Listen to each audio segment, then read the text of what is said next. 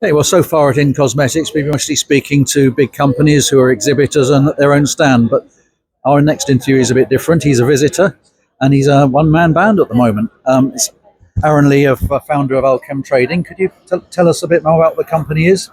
Sure thing, yeah. So I founded Alchem Trading a year ago today, actually, after spending nearly 10 or 15 years sourcing and supplying chemical raw materials.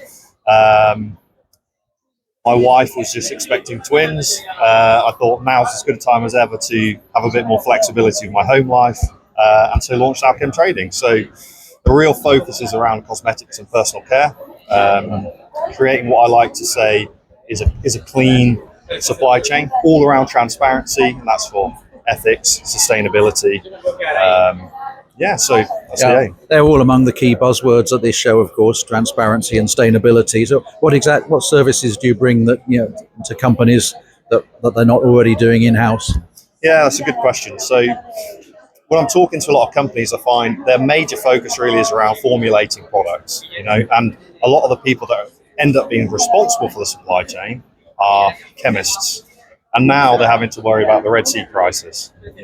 Whereas really, do they want to be building these robust, reliable supply chains when they've never really had a real focus on those? So it's something I do on behalf of them as a distributor. So that's interesting. Yeah, obviously COVID made the whole world aware of such a thing as a supply chain. People suddenly realised that food doesn't magically appear in the supermarket and so forth.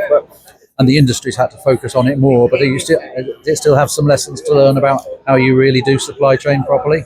I think so. And people will ask me, what are you an expert in? And the truth is, I'm not an expert in any division or industry specifically. What I am an expert in is the supply chain.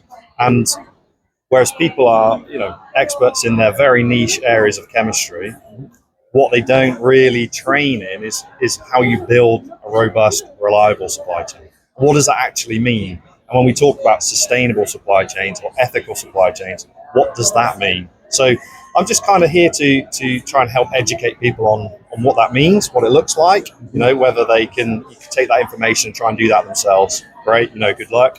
Whether they need some assistance, so on a consultancy basis, I'm happy to provide that, or whether I can do that for them. So, hey, Aaron, we want to look at this range of products or this product in particular. Maybe they're single sourced, maybe they're having supply issues or quality issues.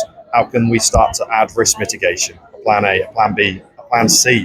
What does that mean? Is there a source from the Americas? Is there a source from the East? There is a source locally. We can start to build risk mitigation from the start rather than worrying about it when issues crop up. So, finally, you've been to the In Cosmetics show in a previous life. How's it been this one? It seems incredibly busy. Have you been fully occupied?